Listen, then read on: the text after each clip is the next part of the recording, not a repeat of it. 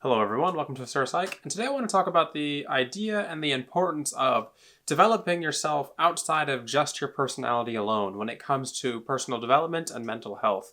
Because a lot of people who come into the personality type community or just the personality kind of science community in general will start to really focus on how their personality is impacting their life and try to go through that, but sometimes they forget that there's other important aspects alongside mental health and personal growth that are not directly related to personality that we can work on that are really going to help us and allow us to grow into better versions of ourselves. Let's get into it.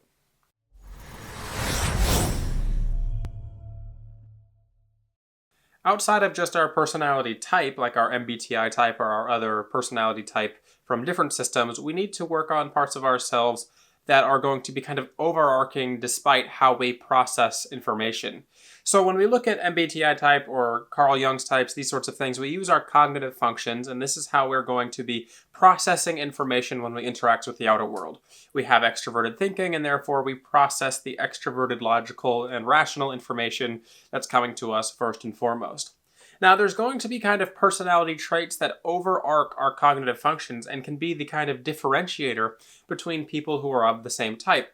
So, say for example, let's look at Big Five, another personality model that's going to be really useful when it comes to seeing who we are as individuals and just kind of our general traits.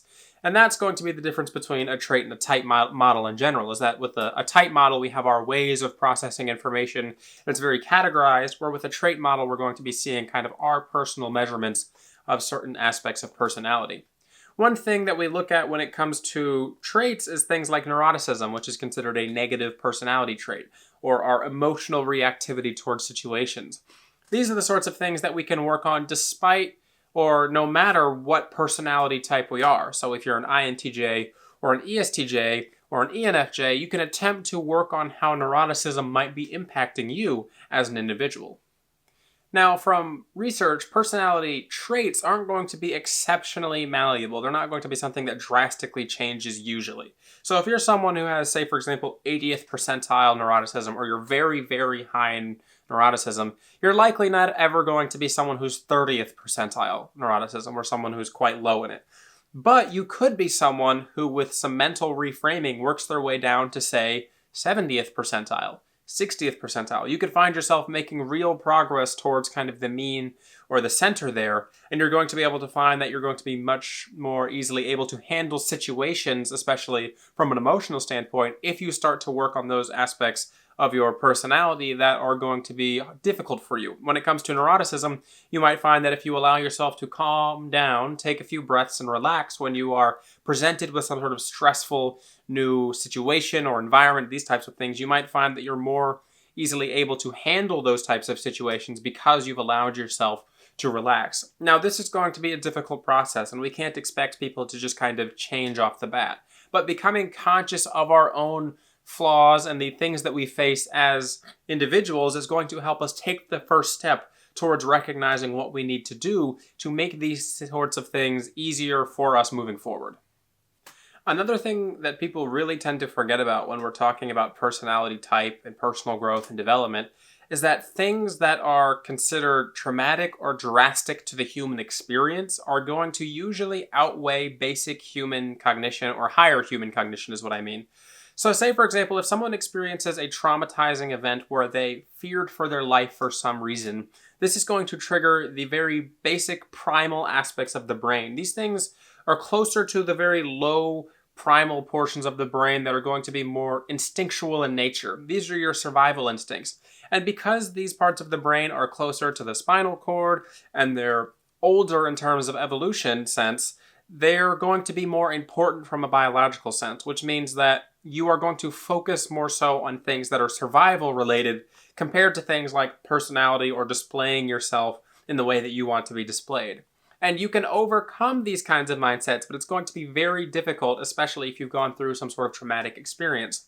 So what I'm essentially saying here is that if you have gone through some experience like that, or some traumatic event, or you are recovering from some sort of difficult situation in your life, where that part of your brain was forced to be active, it's going to be difficult for you to work on your personality because there's this overarching issue that needs to be corrected first. You have to first fix your nervous system and fix your kind of brain in general and go against those issues that you've had originally that are kind of influencing your personality now. And then you'll find that once that is cleared up, it's going to be much easier to work on your personality in and of itself. We can relate personal growth in this sense to Maslow's hierarchy of needs because it also kind of translates into personality development and personal growth. So Maslow's hierarchy of need is a core concept in psychology and sociology that proposes that people will focus on the things that are more important to survival before they get to things like community, friendship, and self-development.